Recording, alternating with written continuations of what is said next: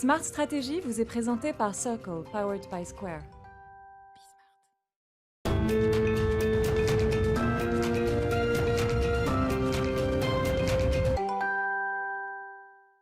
Salut à tous, bienvenue. On est de retour donc pour Smart Stratégie avec Augustin Van Rijke-Worssel. Bonjour Augustin, Bonjour. Le patron de Circle Stratégie. Tout à fait. Cabinet de conseil en stratégie, comme son nom l'indique.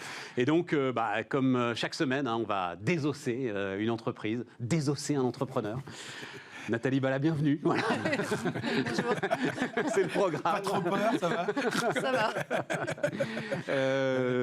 Comme Ouais. à chaque fois, tu nous présentes Nathalie, donc la patronne de la Redoute. Exactement. Bon, c'est une boîte qui est emblématique et qui est extrêmement intéressante à regarder pour l'instant. Bon, très rapidement, quelques chiffres et puis après, on rentrera dedans. Mais c'est la Redoute, c'est plus de 9 millions de visiteurs par mois sur le site La Redoute. Donc, ça brasse un nombre incroyable. Alors, je vais être très franc, Gus, ça me dit rien. 9 millions, tu m'aurais dit 14, tu m'aurais dit 5. Ah ouais, ok. Je sais pas, ça vous classe où, Nathalie, sur On est en fait dans le top 10 des e-commerçants. des e-commerçants? Ouais, Voilà. ouais. Non, c'est Oui. déjà des très Oui. très beaux chiffres. Mais après, on parlera des chiffres futurs, mais aujourd'hui, ce qui est affiché, c'est près de 870 millions d'euros de chiffre d'affaires, plus de 2000 collaborateurs, quelque chose là. Donc Oui.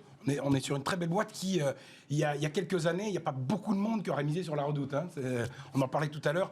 Être DAF de La Redoute il y a 10 ans, c'était... Non, mais on peut le dire d'un mot, Nathalie, ça a été beaucoup raconté. Et en même temps, je sais pas si...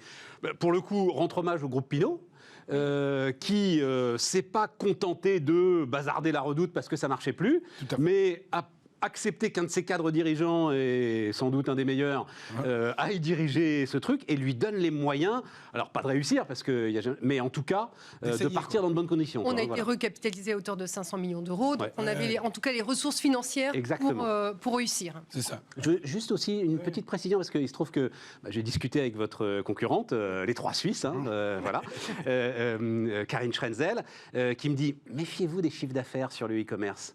C'est la rentabilité dont il faut parler. La Redoute est rentable, Nathalie? Oui, on est rentable. Ouais, Oui, largement. oui. Ah, la façon dont vous le dites, en plus, Ah oui, largement. oui, ouais. largement. Oui. Et vous êtes d'accord, il faut Oui. se méfier des chiffres d'affaires sur le e-commerce. Oui, il faut oui, parce que le e-commerce, en fait, en gros, il y a pas mal d'acteurs qui perdent de l'argent. Ouais, c'est mais ça. nous, notre objectif avec Éric Courteil, ça a toujours été de retrouver de la croissance rentable et durable. Ouais, voilà. C'est ça. Non, et puis après, il y a un truc qu'il faut regarder dans l'e-commerce, et c'est parce que là où La Redoute sort un peu du lot, c'est le pourcentage de marketplace, entre guillemets. C'est-à-dire, c'est quoi mes produits en marque propre, et c'est quoi les trucs que je revends. Les trucs sur lesquels je revends, forcément, il y a moins de marge. Et là, c'est 30%, c'est quelque chose comme ça? Oui, alors nous, on a même 80% du chiffre d'affaires en fait qui est réalisé avec nos marques propres, Voilà, c'est ça. avec du stock qu'on a nous-mêmes développé et des produits qui sont uniques et que vous Complètement. trouvez que sur la Redoute. Tout à fait. C'est Ouais. là où on contrôle Oui. vraiment la marge. Ok, non, top. Donc voilà, très belle boîte, quoi. Oui. Et entre eux, parce qu'il y a deux jambes, il y a le textile, il y a l'habillement, et puis il y a l'univers de la maison. Oui. Et il y a quelque chose qui est en train de s'inverser. Oui, alors ça ouais. s'est inversé. Ouais, c'est intéressant. Ça Quand- s'est inversé. Quand on a repris la Redoute, c'était à peu près 70% en fait du chiffre d'affaires réalisé avec du prêt-à-porter C'est et ça. 30% sur la maison. Aujourd'hui, c'est l'inverse. Et voilà. C'est-à-dire qu'en fait, on réalise 70% du chiffre d'affaires avec la maison et 30% avec Ah le oui, oui, prêt-à-porter. ok, carrément. Donc la transformation, elle a été double. Elle a été du papier vers le digital Ouais. et je dirais du prêt-à-porter vers la maison et décoration, ou un univers plus lifestyle quelque C'est part. ça. Oui, tout à fait. Et alors, ce qui est génial, c'est que La Redoute, s'il y a bien une boîte qui a l'ADN du e-commerce, entre guillemets, c'est La Redoute. Ah bah oui, bien sûr. C'est eux qui les ont inventés. Donc, Mais c'est Nathalie, vraiment génial. cette espèce de pivot quand même, il était dans votre tête quand vous avez repris la Redoute, ou ça s'est fait Non, il était dans votre tête. Il était dans ma tête. C'est-à-dire l'univers de la maison Oui. allait compter de plus en plus. Oui, oui. C'était votre stratégie Ah pour oui, le coup. c'était ma stratégie parce qu'en fait, en gros, nous, notre cible, c'est la famille. Il y avait quand même une tendance de fond qui était le digital, bien sûr.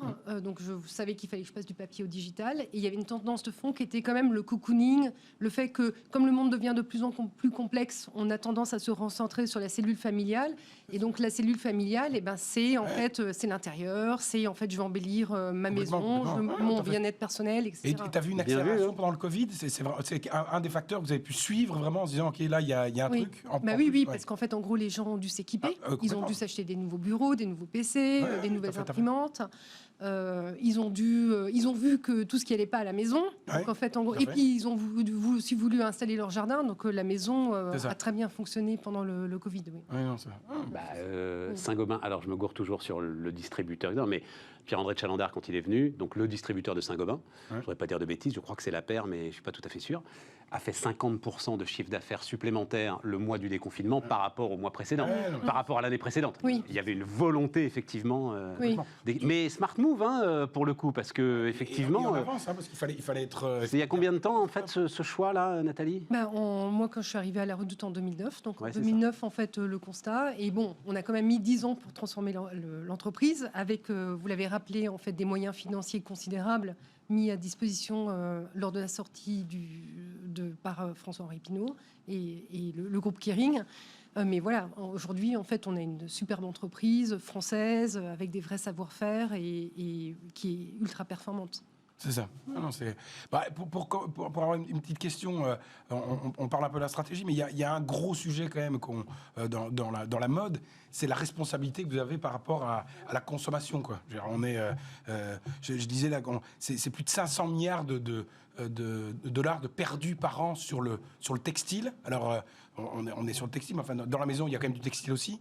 Et quels sont les gros actions ? Perdu, ça veut dire quoi de perdu ? C'est-à-dire qu'ils sont ou bien jetés, ou bien invendus, quoi. Donc sur le monde de la mode, ça nous depuis plus de 15 ans. Ça date même d'avant mon arrivée à la Redoute. On l'a maintenu malgré la transformation.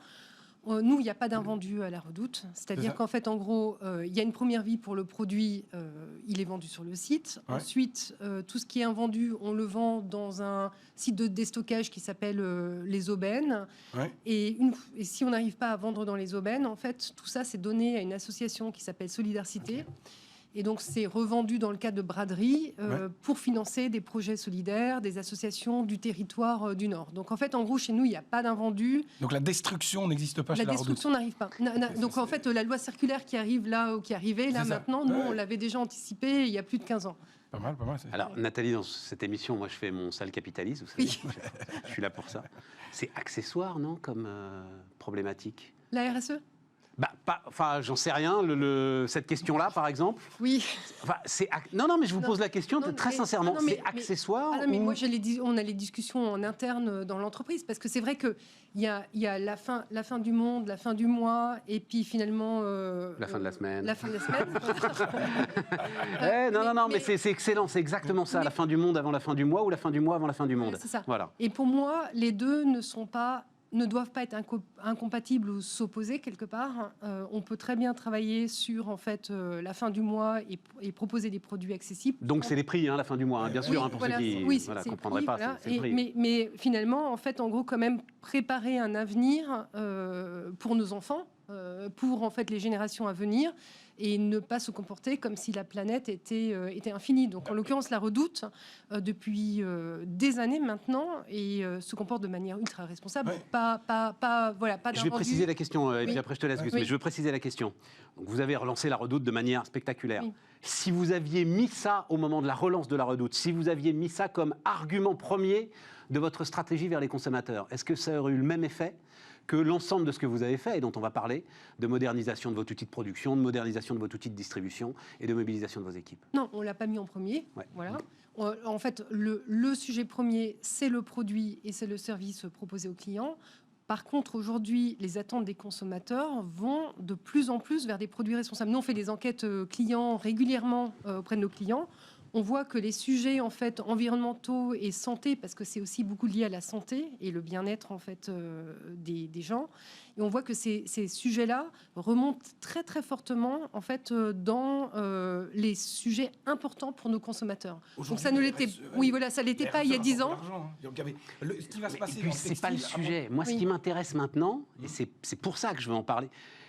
Évidemment, si tu veux, bien sûr, ça fait pas de mal d'avoir un label dans un coin. Ouais. Après, vous êtes confronté à des injonctions contradictoires.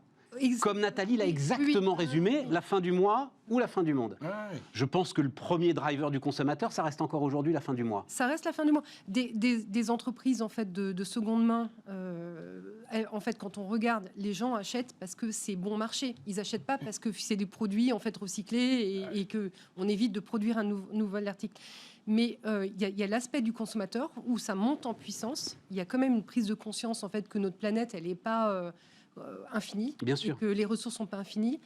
Et il y a nos collaborateurs, les jeunes entre 20 et 30 ans, pour qui c'est des vrais sujets de préoccupation. Et si vous n'avez pas de stratégie RSE digne de ce nom, mais vraiment, je dirais, pas juste de l'affichage et du greenwashing, vous êtes moins attractif en tant qu'employeur. Et moi, je le vois, il y a une vraie demande en fait des jeunes chez nous et qui demandent à ce que l'entreprise s'investisse. Et nous, on le fait par définition parce qu'on y croit avec Eric et avec l'ensemble de l'entreprise, mais on est énormément aussi poussé par nos collaborateurs. Tout à fait, parce qu'après, tu peux être un sale capitaliste de patron et en même temps avoir ce drive de se dire j'ai des responsabilités par rapport à la société. Mais je suis d'accord avec toi. Voilà, Je suis d'accord avec c'est toi. un équilibre. Ouais, complètement. C'est un équilibre. C'est un équilibre à avoir. Voilà.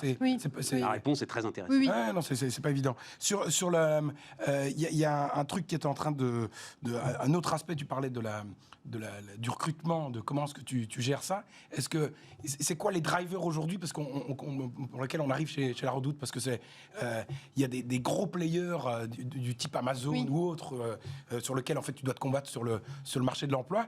Qu'est-ce qui fait qu'on vient chez La Redoute? C'est quoi le... À La Redoute, d'abord, nous, on n'est pas une machine drivée par quelqu'un en fait aux US ou je ne sais dans quel autre pays du monde. Donc en fait, tout se passe en France, à Roubaix, et donc on a une entreprise française à taille humaine. Ce qu'on vit depuis 10 ans, on en a parlé, c'est une aventure humaine, entrepreneuriale. Et voilà, les jeunes qui arrivent chez nous, ils ont une capacité à apprendre et à évoluer et à prendre en fait des responsabilités très rapidement qu'ils n'auront jamais en fait dans un grand groupe international. Voilà. Et on a, nous, des valeurs fondamentales qui nous animent, qui sont la confiance. Parce que si on ne s'était pas fait confiance, si M. Pinault nous avait pas fait confiance, on ne serait pas là aujourd'hui. La responsabilité. On a pris la responsabilité en fait de redresser une entreprise que tout le monde donnait pour morte.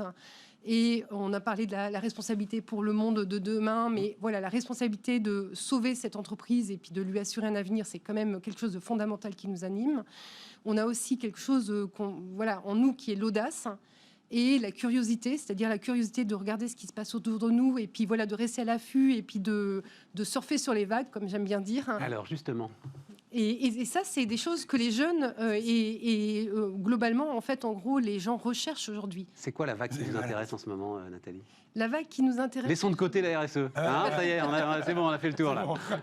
Non, nous, les vagues sur lesquelles on est en train de surfer, c'est bien sûr la maison, on en a parlé, et la décoration. C'est le digital, c'est-à-dire en fait, en gros, associer le meilleur du physique et du digital, qui explique d'ailleurs le rapprochement avec les Galeries Lafayette, qui ont repris 51% du capital. C'est l'international, parce qu'aujourd'hui, La Redoute, on réalise 30% du chiffre d'affaires à l'international. On a en fait capacité... Ça alors, mais porté par quoi à l'international? Parce que 30%, c'est pas beaucoup en fait. On pourrait faire beaucoup plus à l'international. C'est pas mal. Parce que quand vous au fond de vous, quand vous vous dites La Redoute, ça va repartir. C'était la marque, c'était l'acquis que représentait la marque. Mais ça, c'est un acquis en France, ça. Oui, et les produits, et la capacité à développer des produits en propre et avoir vraiment une offre, une proposition d'offres en fait très différenciante par rapport à ce que... Et nous, c'est le style à la française. C'est-à-dire qu'à l'international...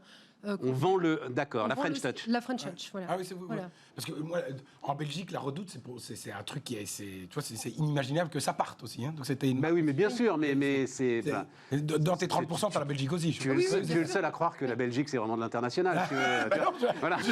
Quand on est à Roubaix, si tu veux, la Belgique. C'est le premier pays qu'on a ouvert. L'international, c'est pas les États-Unis, c'est les pays limitrophes. Oui, c'est ça. Pour l'instant, on est sur les pays limitrophes à la France. Bon, mais attends, je veux revenir sur, si tu veux bien, sur le Figital. C'est un pari qui avait été pris d'ailleurs avant les Galeries Lafayette. Oui. C'est une question que se posent aujourd'hui beaucoup de marchands. Tu penses, toi, tu maintiens, Nathalie, qu'il faut absolument être sur le trottoir, qu'il faut absolument avoir une présence physique? Oui, moi j'en suis convaincue. Parce que ça permet d'incarner la marque. Ça permet de faire vivre une expérience client en proximité où l'humain est présent. Parce que quand on vend sur l'e-commerce et le digital, c'est quand même relativement, c'est l'efficacité, c'est la simplicité, mais le contact et l'émotion sont quand même moins au rendez-vous. Et le point de vente physique permet d'entretenir cette relation. On est des êtres humains, on a besoin de ça. On a besoin de se sentir en fait compris, entendu, etc. Et nous, on pense vraiment qu'il y a une vraie alliance entre le physique et le digital et que le physique restera important, même si l'e-commerce... Les chiffres le montrent, c'est-à-dire que en termes de digital et d'e-commerce, tu vois les chiffres sont positifs. Oui, les chiffres sont très positifs pour nous. Ça nous a permis aussi, on était beaucoup moins connus sur la maison que sur la mode. Ça nous a permis d'émerger sur la maison, d'avoir pignon sur rue avec notre offre de décoration. Et aujourd'hui, c'est tout petit dans notre chiffre parce que finalement, par rapport aux milliards qu'on vise, en fait, en gros, le chiffre d'affaires réalisé dans ces showrooms est relativement petit, mais pour nous, c'est quasiment un média. C'est ça. Et voilà. Oui, c'est ça. Quasiment un média. Donc c'est pas vraiment les chiffres qu'on regarde, c'est plutôt l'aspect médiatique que ça apporte. Tout à fait. Après, les magasins en tant que tels doivent apporter leur profitabilité, etc. Oui, tout à fait. Non, mais c'est ça le truc. Oui. Un média. Oui, c'est un média. Non, c'est incroyable parce que c'est une stratégie qui a été mise il y a combien de temps En 2015, en fait, on a repris en 2014 et on a eu une opportunité, comme toujours, on a eu une opportunité de sous-louer une surface rue Saint-Benoît. Et on s'est dit, en fait, en gros, pour quasiment rien, on s'est dit, allez, on essaye. On a déballé avec Eric et l'équipe nous-mêmes les cartons pour installer les meubles. Donc voilà, le monde est comme ça, c'est fait d'opportunités. Alors, comment ça... je ne sais pas si vous allez pouvoir en parler librement, mais ça se passe bien avec les Galeries Lafayette, parce que ça aussi, c'est quand même un mouvement stratégique compliqué. Alors, pour nous, il était logique, parce qu'en fait, en gros... C'est en termes de taille d'entreprise, quoi. C'est-à-dire, tout à coup, vous êtes un croiseur très agile, et il y a un gros paquebot qui arrive et qui dit, maintenant, on est potes. Oui, bon. alors, ça fait des secousses, vous voyez. D'une part, il y a des gros paquebots qui ont des entrepreneurs visionnaires long terme à leur tête et qui ont l'intelligence de comprendre qu'il y a des entreprises agiles. Et qu'il faut les laisser, en fait. Il faut les laisser. Ouais. Donc, en fait, en gros... On a une relation très, très intelligente où on va chercher des synergies, mais pas les synergies à tout prix, mais les synergies qui font sens pour Galeries Lafayette et pour Redoute.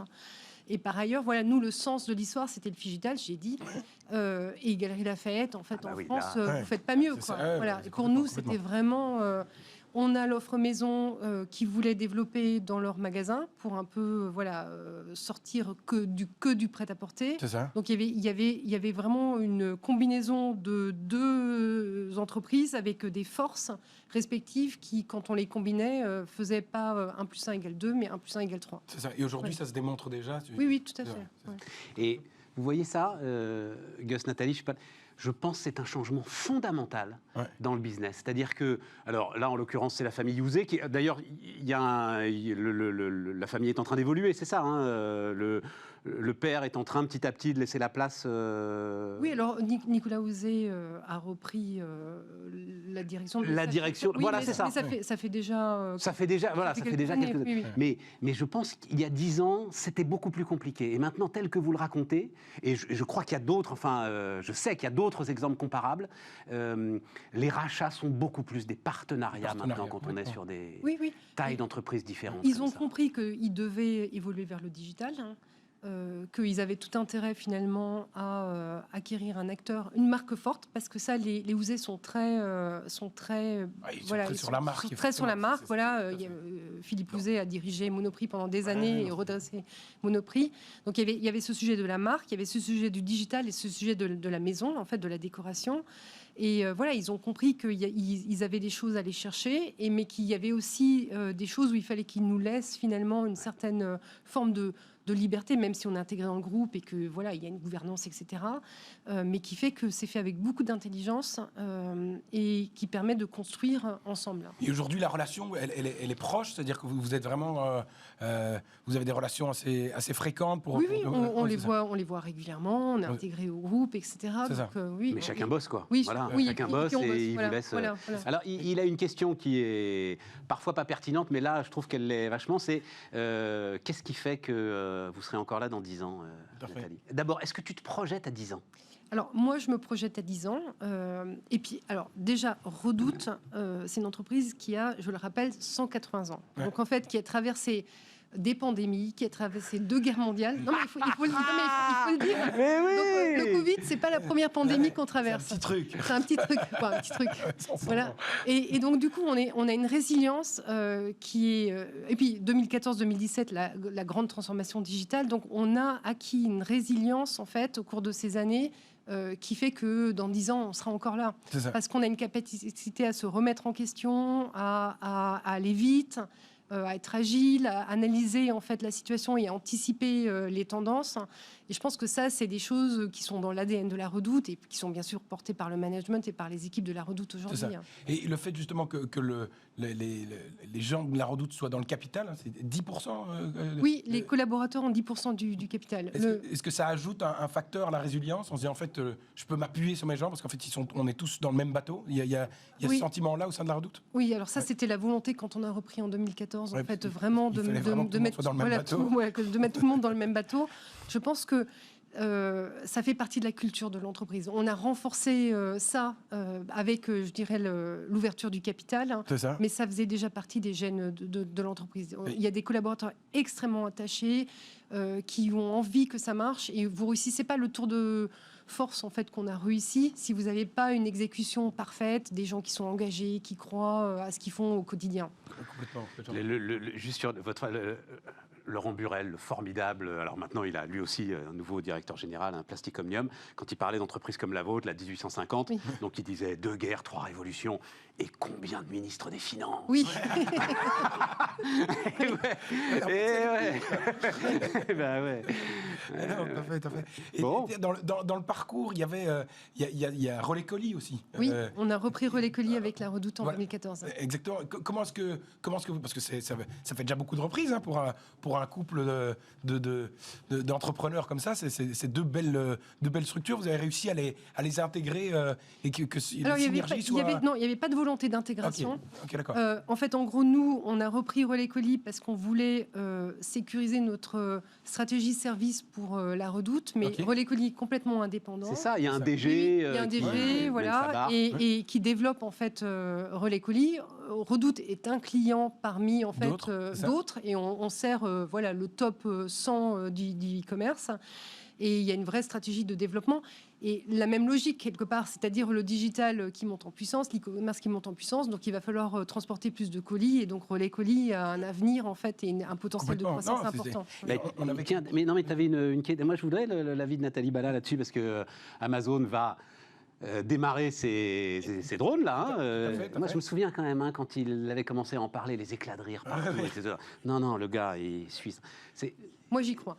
Et ouais. Mais moi, c'est pareil. Je suis la risée de la Redoute quand je parle qu'on va livrer que je rêve de livrer nos colis par drone ou de Relais Colis. Ils s'imaginent même pas encore parce que finalement, on est au stade en fait complètement expérimental encore et en termes de capacité et de durée en fait.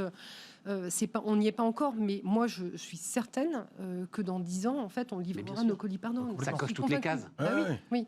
Mais et puis au niveau technique, on est déjà quand même franchement loin. Les gros freins aujourd'hui, ils sont législatifs et ils sont psychologiques. Se dire ouais, en fait, s'il y a un accident avec un drone, c'est la cata, mais en fait, t'as 3 camions pour faire des crashs. Oui, oui. Donc Oui. c'est tout à fait. C'est- Mais vous vous occupez pas du tout de la stratégie de Relais Colis, Nathalie. Si, avec Eric, d'accord. on est à la fois, on voilà, Vous êtes au on COMEX s'occupe- de Relais Colis, quoi. Ouais, on s'occupe de la stratégie de la Redoute, bien sûr, mais de Relais Colis également. D'accord. Oui, non, parce qu'on a eu un invité il y a de ça quelques semaines sur la dépendance à Amazon, à quel point elle peut être dangereuse au niveau de la livraison. Est-ce que c'est rentré dans la stratégie de se dire en fait on va s'acheter un acteur pour être sûr de pas être dépendant d'un pure player qui pourrait. Oui, alors nous déjà, on distribue pas sur Amazon. Ouais, vous vendez pas sur on Amazon. utilise, non, non, moi c'est philosophique. C'est-à-dire qu'en fait, en gros, nous, on est un e-commerçant français, on développe nos propres produits, c'est notre différence. Et en fait, pourquoi j'irais mettre mes produits qui font ma différence chez Amazon? Pour moi, c'est un non-sens. Donc en fait, on n'est pas du tout dépendant Faut d'Amazon. en parler à Monoprix. Alors ça, Ah mais non, mais c'est passionnant. Je suis- Non, je c'est suis passionnant. pas dans la peau de Monoprix. Et la réponse de celui Oui. qui dirigeait Oui. Monoprix à l'époque, Oui. c'est écoutez, c'est le premier centre commercial du monde. Ouais. Moi, j'ai des produits, c'est les meilleurs. Bah oui, je vais aller les vendre là où sont les gens. Ouais. C'est une bonne réponse aussi. oui. Ouais. Ouais. Non, mais allez-y, Oui. pardon. Voilà, et donc nous, la dépendance sur Amazon, Redoute, on l'a pas. Et Relais Colis, c'est un client de Relais Colis. On est très content de les avoir comme clients.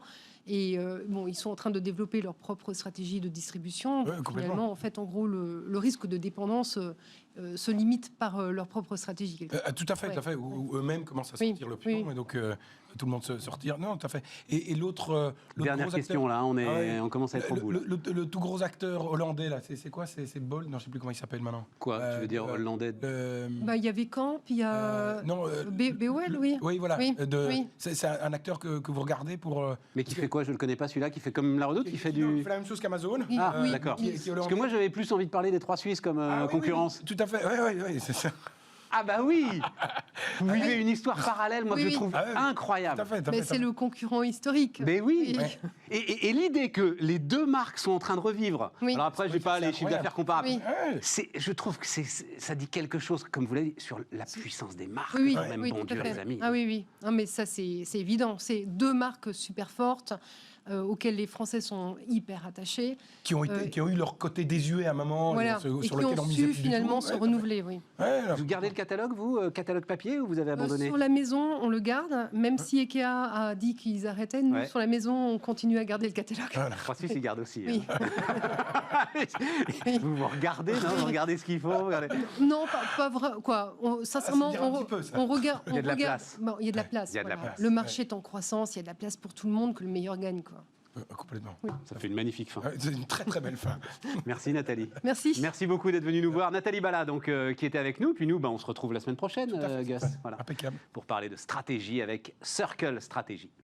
Smart Strategy vous est présenté par Square.